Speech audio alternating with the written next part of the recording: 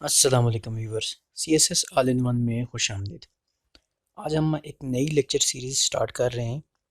इन इनमें हम daily vocabulary जो है देखेंगे। जो मोस्ट डिफ़िकल्ट वर्ड्स हैं जो हमें ज़रूरत पड़ते हैं वो उनको हम सीखने की कोशिश करेंगे।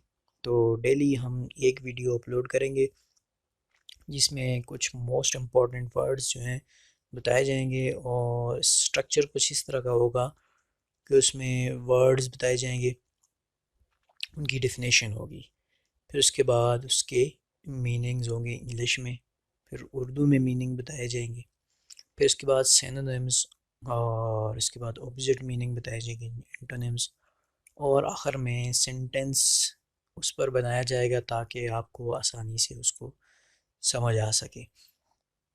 इसके अलावा वोकेबलरी क्यों ज़रूरी है? वोकेबलरी इंतहाई इम्पोर्टेंट है CSS एग्ज़ाम के लिए, बल्कि किसी भी कम्पिटिटिव एग्ज़ाम के लिए। इसके अलावा NTS और दूसरे भी जितने भी टेस्ट हैं उनके लिए भी तकरीबन 20 to 25% जो है इंग्लिश का उसमें सेक्शन होता है। तो वोकेबलरी इसलिए बहुत इम्पोर्टेंट है। तो CSS में आप एक अच्छा एसे राइटिंग में आपके लिए एक अच्छा ज़ख़ीरा अल्फाज होने चाहिए। तो ऐसे राइटिंग में हमें वोकेबलरी मदद देती है। इसके अलावा प्रेसी और कंपोजिशन में भी बहुत अहम किरदार होता है वोकेबलरी का। अच्छी वोकेबलरी होगी तो आपको प्रेसिजन कंपोजिशन का पेपर हल करने में बड़ी आसानी होगी।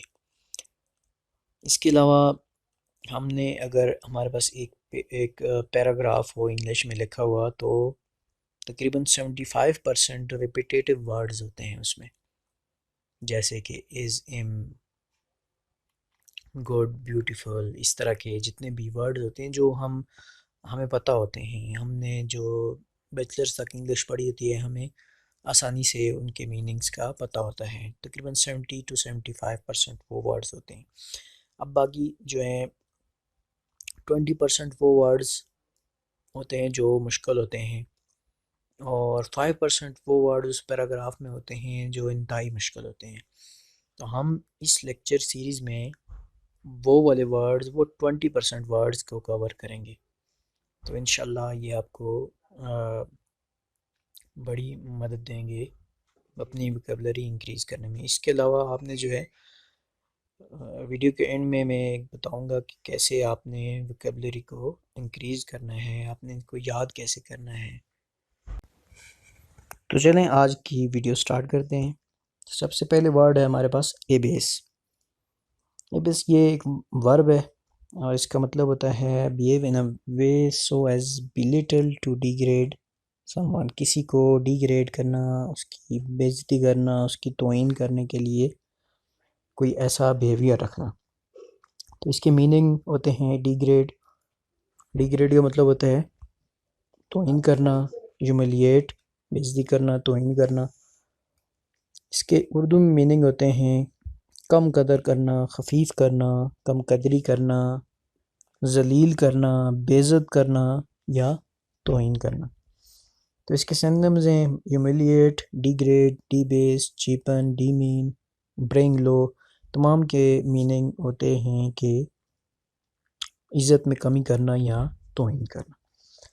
इसके ऑपोजिट या एंटोनिम्स हैं प्रोमोट, बढ़ाना, एग्जाल्ट, उठाना, हानर, इज़्ज़त देना, रेज, उठाना, एलिवेट, उसको भी कहते हैं उठाना, ऊपर करना, डिग्निफाई, इज़्ज़त देना।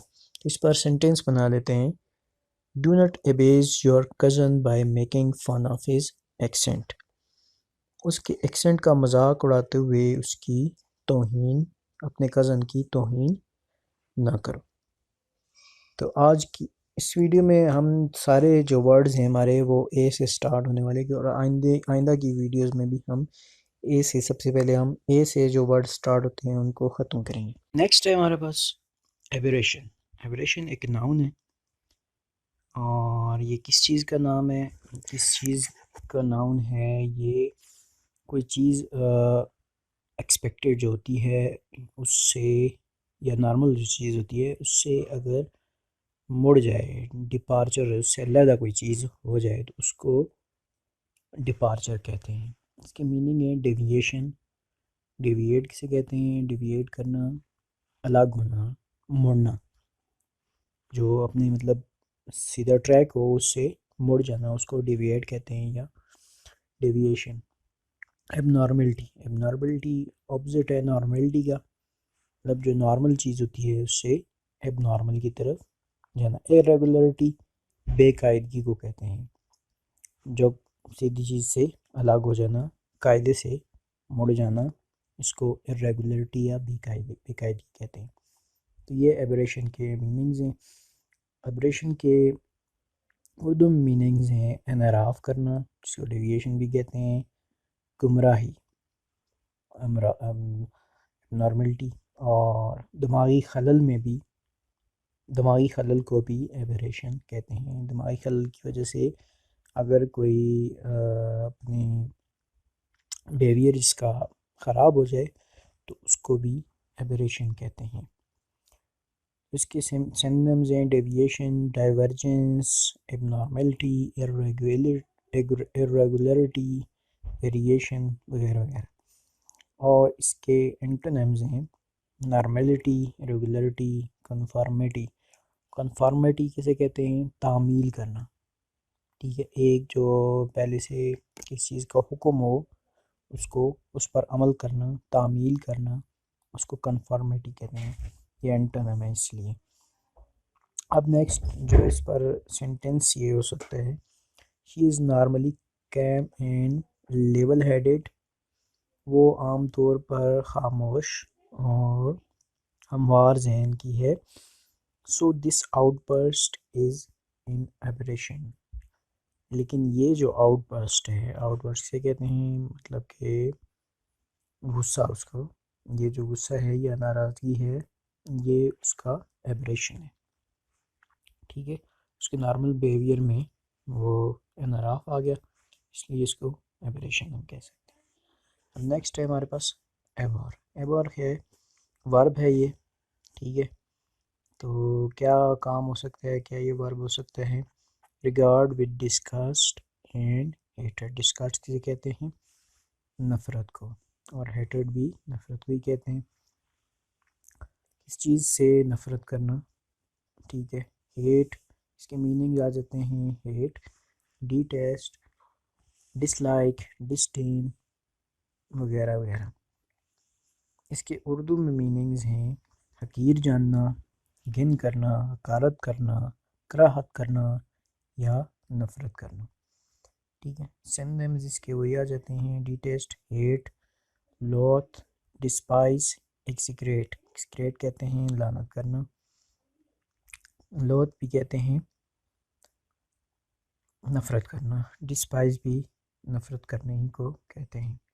एंटोनिम्स के ऑपोजिट मीनिंग लव, एडमायर वगैरह वगैरह।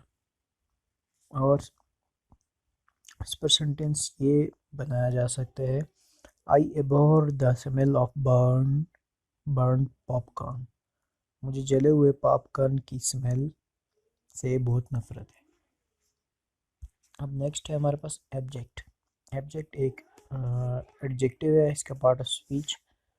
तो एब्जेक्ट किसे कहते हैं? Extremely bad, unpleasant and degrading situation और बिहेवियर, किसी बिहेवियर या हालत के मतलब जो कि बहुत बुरी हो चुकी हो, नाखुशगवार हो चुकी हो, डिग्रेड हो चुकी हो, ऐसी सिचुएशन या बिहेवियर को एब्जेक्ट कहते हैं। मीनिंग इसके ये हो सकते हैं डिस्ग्रेसफुल, डिजेक्टेड, शेमफुल, डिग्रेडेड, सबके मीनिंग जो हैं बुरी हालत के हैं। उर्दू मीनिंग इसके हैं ख़राब, पस्त, नीच, जलील वगैरह वगैरह। अब इसके सिनोनिम्स हैं माइजरेबल। माइजरेबल मतलब कि बहुत तरस वाली हालत। इसके बाद होपलेस, नाउमीद ना, कंटेम्प्टेबल, तहकीर अमेज़ या बहुत ज़्यादा तौहीन अमेज़। डिग्रेडेड, इसकी क्वालिटी ख़राब हो चुकी है उसको डिग्रेडेड कहते हैं। एंटोनिम्स, इसके एंटोनिम्स हैं ग्रेसफुल, रिस्पेक्टफुल, रेवरेंट। रेवरेंट कहते हैं बड़ा इज़्ज़त वाला, बड़ा वक़ार वाला। इसके ऊपर सेंटेंस हम ये बना सकते हैं, many people are living in abject poverty. बहुत से लोग जो हैं ख़तरनाक या बुरी या ख़राब गुर्बत में रह रहे हैं। एक्सट्रीमली बैड पॉवर्टी में या गुर्बत में रह रहे हैं। इसके बाद हमारे पास आ जाता है एब्रेसिव। एब्रेसिव एक एडजेक्टिव है, इसका पार्ट ऑफ स्पीच, और ये एक ऐसा सब्सटेंस होता है, ऐसी चीज़ होती है जो हार्ड सरफेस को क्लीन या स्मूथ करने के लिए इस्तेमाल होती है। तो इसके मीनिंग है रबिंग करना, रब करना, रगड़ाई करना। पॉलिशिंग वो भी इसी का ये मतलब है। एरोसिव, एरोसिव कहते हैं साफ़ करना, एरोड करके उसको साफ़ करना। उसके बाद कटिंग और ग्रेटिंग भी इसी मीनिंग में आते हैं। उर्दू में मीनिंग इसके हैं मुखरिश। मुखरिश मतलब खराश पैदा करने वाला। ठीक है, खराश किसे कहते हैं, जिसको स्क्रैच भी कहते हैं। ठीक है, तो मुखरिश वो होता है जो खराश पैदा करने वाला होता है, या खराश से रबिंग करके पॉलिशिंग या चमकाने के काम आता है। इसके अलावा इसके मीनिंग होते हैं, एक रेगमाल, आपने नाम भी सुना होगा। रेगमाल किस लिए इस्तेमाल होता है, ये एक एब्रेसिव मटेरियल होता है जो कि रगड़ाई करने के इस्तेमाल होता है या खर्चने के इस्तेमाल होता है। इसके सिनोनिम्स हैं या सेम मीनिंग्स जिन जो होते हैं वो कोरेसिव, एरोसिव या स्क्रैचिंग ये भी हो सकते हैं। उसके बाद एंटोनिम्स जो हैं, एंटोनिम्स के जो हैं स्मूथ, प्लेजेंट या सॉफ्ट।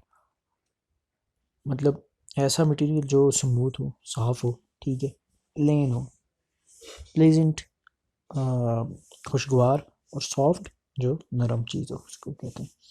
ये इसके एंटोनिम्स हैं।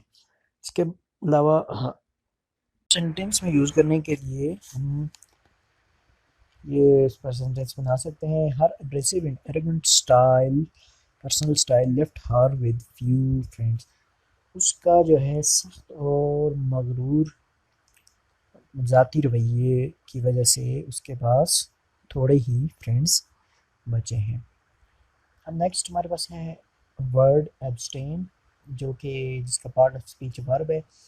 एब्सटेन की मीनिंग या डेफिनेशन ये होती है, रिस्ट्रेन oneself फ्रॉम डूइंग और एंजॉइंग समथिंग। कोई लुत्फ़ अंदोज़ होने वाली चीज़ से अपने आप को दूर रखना।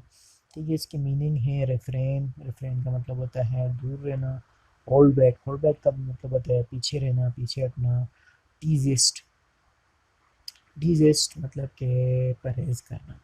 ठीक है, इसी तरह इसके उर्दू में मीनिंग है मना करना, इनकार करना, दूर रहना या परहेज़ करना। इसके सबसे जो है हाइपर नेम में परहेज़ करना होता है। हाइपर नेम वो होते हैं, हाइपर नेम जो सबसे ज़्यादा इस्तेमाल होने वाला मीनिंग होता है वो हाइपर नाइम होता है।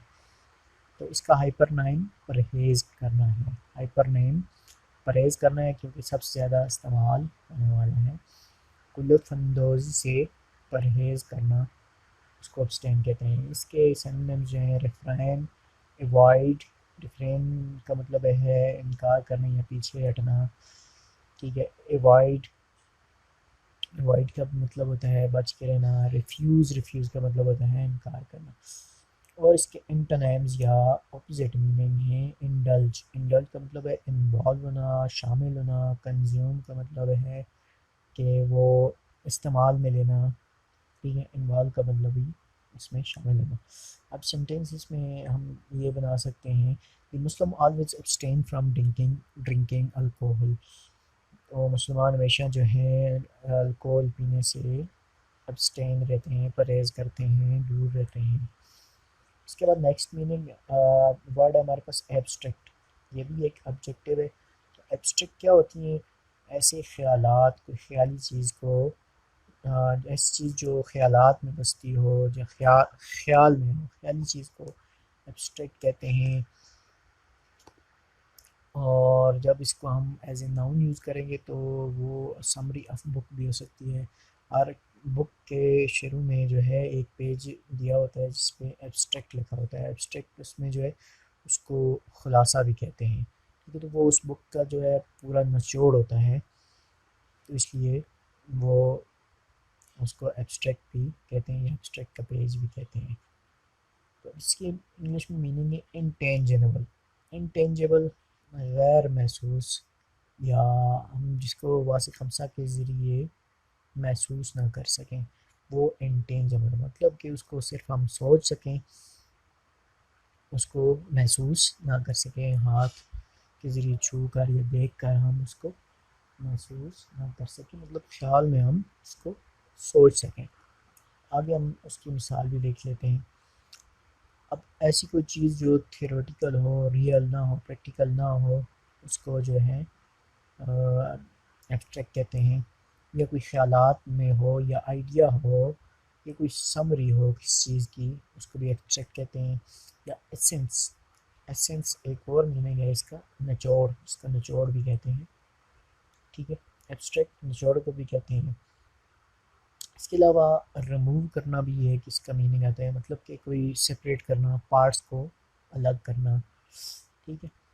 अब इस नेक्स्ट उर्दू में इसके मीनिंग है कायम बिल गैर, एक मीनिंग है इसका, या इसका मीनिंग हम खुलासा कर सकते हैं, या इसका मीनिंग कर सकते हैं बारीक, या इसका दूसरा एक और मीनिंग कर सकते हैं जो कि दकीक, दकीक कहते हैं मुश्किल को, ठीक है। कोई मुश्किल चीज़ को दकीक कहते हैं, उसको एब्स्ट्रैक्ट का मीनिंग हम ये भी कर सकते हैं। इसके अलावा अब सिनोनिम्स और क्या हो सकते हैं इसमें, कोई चीज़ थियोरेटिकल जो हो उसको एब्स्ट्रैक्ट कहते हैं, या कंसेप्चुअल हो, कंसेप्चुअल मतलब कि तसव्वुरात में हो, आइडियल हो मतलब कि आइडियल से मुराद के जो रियल में ना हो, ठीक है। और इसके अलावा समरी को खुलासा या सेपरेट या एक्सट्रैक्ट करना, ये भी हम मीनिंग आके पहले देख चुके हैं। अब इंटरनेम्स क्या हो सकते हैं इसके, इंटरनेम्स या ऑपोजिट मीनिंग इसके हैं रियल, एक्चुअल, फिज़िकल या इनलार्ज, ये ऊपर वाले सिनोनिम्स के ऑपोजिट मीनिंग है। अब देखें सेंटेंस में इसमें क्या बना सकते हैं हम, सेंटेंस ये हो सकता है truth, poverty and bravery are abstract noun. सच्चाई, गुर्बत और बहादुरी एब्स्ट्रैक्ट नाउन है। अब ये जो है आपने अगर आप ग्रामर पढ़ी हो तो उसमें एक एब्स्ट्रैक्ट नाउन भी पढ़े होंगे। एब्स्ट्रैक्ट नाउन वो होते हैं जो कोई रियल चीज़ के, जो चीज़ मौजूद हो जिसको हम छू सकें या देख सकें, उसको जो है उसके उनके नामों को जिस चीज़ को हम छू ना सकें, ठीक है, जो ख्यालात हों मतलब जज्बात हों, जैसे ट्रुथ है, ट्रुथ सच्चाई क्या है, एक ऐसी चीज़ का नाम है जो कि एब्स्ट्रैक्ट है, मतलब सच्चाई क्या होती है, सच्चाई को आप देख सकते हैं, मतलब छू सकते हैं, वो फिज़िकल चीज़ नहीं है लेकिन ख्यालात में है, ठीक है। इसी तरह गुर्बत भी जो है ख्यालात, ऐसी चीज़ का नाम है जो कि मतलब रियल चीज़ नहीं है, कंक्रीट चीज़ नहीं है, ठीक है। ब्रेवरी भी क्या है, कंक्रीट चीज़ नहीं है, ठीक है। तो ऐसी चीज़ों को एब्स्ट्रैक्ट नाउन कहते हैं। तो ये सारी चीज़ें एब्स्ट्रैक्ट हैं। अब नेक्स्ट हमारे पास वर्ड है अबंडेंट, ठीक है, जो कि एक एडजेक्टिव है, ठीक है। तो अबंडेंट क्या, जो लार्ज क्वांटिटीज़ में जो कसरत में पाई जाए चीज़, उसको अबंडेंट कहते हैं। इसके मीनिंग है प्लेंटीफुल, प्लेंटीफुल कहते हैं कसरत को, रिच बहुतात को, लेविश बहुत ज़्यादा। मीनिंग इन उर्दू, उर्दू में इसके मीनिंग क्या हो सकते हैं, बहुत ज़्यादा मकदार, कसरत या वाफिर मकदार, ठीक है। इसके अलावा सिनोनिम्स इसके और क्या हो सकते हैं, प्लेंटियस, प्लेंटियस प्लेंटीफुल से निकला है, जो चीज़ ज़्यादा मकदार में पाई जाती है उसको प्लेंटियस कहते हैं। एम्पल, एम्पल से कहते हैं फ्राख को, जो चीज़ कुशादा हो, ज़्यादा हो, वसी हो, खुली हो। इनफाइनाइट, इनफाइनाइट मतलब बहुत ज़्यादा, लामहदूद जिसको कहते हैं। उसके बाद इनएग्जॉस्टेबल, इनएग्जॉस्टेबल जो ना ख़त्म होने वाली चीज़ हो उसको इनएग्जॉस्टेबल कहते हैं, ठीक है। रिच बहुत ज़्यादा, नेक्स्ट हमारे पास है इंटरनेम्स हैं इसके। इंटरनेम्स मीन के इसके ऑपोजिट मीनिंग क्या हो सकते हैं? स्कार्स या स्पार्स। स्कार्स कमी को कहते हैं, स्पार्स भी किस चीज़ की किल्लत को कहते हैं। इसके अलावा सेंटेंस जो है और इसमें हम ये नस्ल food and water are abundant in these areas. इन एरियाज या इन इलाकों में जो है खुराक और पानी कसरत या वाफर मकदार में पाए जाते हैं। इससे आपको आसानी से इसका मतलब समझ आ सकता है। अब नेक्स्ट जो है हमारे पास आ जाते हैं एसेंचुएट। ये एक वर्ब है, ठीक है। और जो एसेंचुएट किसको कहते हैं? किस चीज़ को बहुत ज़्यादा नोटिसेबल बनाना, ठीक है, तो या उसको प्रोमिनेंट या मशहूर बनाना, मतलब किस चीज़ पर ज़्यादा जोर देना, उसको एसेंचुएट कहते हैं, ठीक है। अगर मैं अभी एक वर्ड अगर पढ़ता हूँ नोटिसेबल, किस चीज़ को, अभी अभी आप मेरे अल्फाज पर गौर कीजिएगा। मैं एक चीज़ को एसेंचुएट करूँगा, ठीक है, मतलब उसको नोटिसेबल बनाऊँगा। मैं यही जुमला पढ़ता हूँ, मेक मोर नोटिसेबल और प्रोमिनेंट। ठीक है, अब दो वर्ड्स को मैंने यहाँ पर एसेंचुएट किया है, नोटिसेबल और प्रोमिनेंट को। तो ये मतलब होता है इसका कि किस चीज़ पर ज़्यादा ज़ोर से उसको पढ़ना, तलफ़्फ़ुज़ का ज़ोर से करना या ज़ोरदार लहजे में उसको पढ़ना, ठीक है, या किस चीज़ को एम्फसाइज़ करना, ठीक है। तो इसके मीनिंग स्ट्रेस डालना, ज़ोर देना, एम्फसाइज़ करना या उसके एक्सेंट को ज़ोर से पढ़ना, ठीक है। इसके उर्दू में मीनिंग है ज़ोर से तलफ़्फ़ुज़ करना या ज़ोरदार लहजे में पढ़ना। सिनोनिम्स क्या है? ड्रा अटेंशन टू, किस चीज़ की तरफ अटेंशन तवज्जो मरकूज़ करना, पॉइंट अप करना, अंडरलाइन करना, अंडरस्कोर करना, हाईलाइट करना, ये इसके सिनोनिम्स हो सकते हैं। इसके अलावा एंटोनिम्स क्या हैं इसके? ठीक है, एंटोनिम्स इसके ऑपोजिट ये हो सकते हैं, हाइड किस चीज़ को छुपाना, डल कर देना उसको, ठीक है। डिमिनिश, डिमिनिश किसे कहते हैं? किसी चीज़ को ख़त्म कर देना, आहिस्ता आहिस्ता कोई चीज़ जो ख़त्म हो रही है उसको डिमिनिश कहते हैं। अब जो है सेंटेंस इसमें हम कैसे बना सकते हैं? Doctor accentuated exercise to his patient along with balance diet. Doctor ने अपने मरीज़ को एक्सरसाइज पर ज़्यादा जोर दिया, along with balance diet, balance diet के साथ साथ उसने एक्सरसाइज पर ज़्यादा जोर दिया, ठीक है। तो एक्सेंचुएट का क्या मतलब होता है? किस चीज़ को ज़्यादा नोटिसेबल बनाना, किस चीज़ पर ज़्यादा जोर देना, एम्फसाइज करना। अब आखिर में मैं आपको बताता हूँ कि इन वोकैबुलरी को याद करने का सबसे बेस्ट तरीका मेरे नज़दीक है, तो वो ये है कि अगर आप कंप्यूटर पर ये मैं इसकी इस ये सारी स्लाइड्स जो हैं मैं आपके साथ लिंक के ज़रिए शेयर कर दूँगा, आपने डाउनलोड कर लेनी है और उसको ओपन कर लेना है पावर पॉइंट के ज़रिए, ठीक है। पावर पॉइंट के ज़रिए जो ही आप ओपन करेंगे तो आपने कंट्रोल भी दबाना है, जिससे आपके पास जो है प्रिंट की ऑप्शंस आ जाएंगी, या आपने ऑप्शंस में जाके प्रिंट को क्लिक करना है। तो वहाँ से आपने कुछ सेटिंग इस तरह करनी है कि पर पेज स्लाइड्स जो है आपने सेलेक्ट करनी है कि एक पेज पर कितनी स्लाइड जो हैं प्रिंट हों। तो वो आप वहाँ से चूज़ कर सकते हैं, 2 स्लाइड्स, 4 स्लाइड्स, 6 स्लाइड्स या 8 स्लाइड्स। तो एक पेज पर एक साइड पे आप जो है 8 स्लाइड्स जो है उनको आप प्रिंट कर लें, तो आपके पास छोटे-छोटे कार्ड्स की सूरत में आ जाएँगे। तो उसको उस पेज को प्रिंट करने के बाद दोनों साइड पर जब आपके पास प्रिंट हो जाएँगे, तो आपने इस तरह करना है कि वो छोटे-छोटे कार्ड्स जो हैं, कार्ड्स की सूरत में आपके पास आ जाएँगे। तो आपने उसको पेज को इस तरह आपने फ़ोल्ड करना है कि वो एक टाइम पे एक कार्ड आपके सामने हो। तो वो पेज आपने अपनी जेब में रखना है, ठीक है।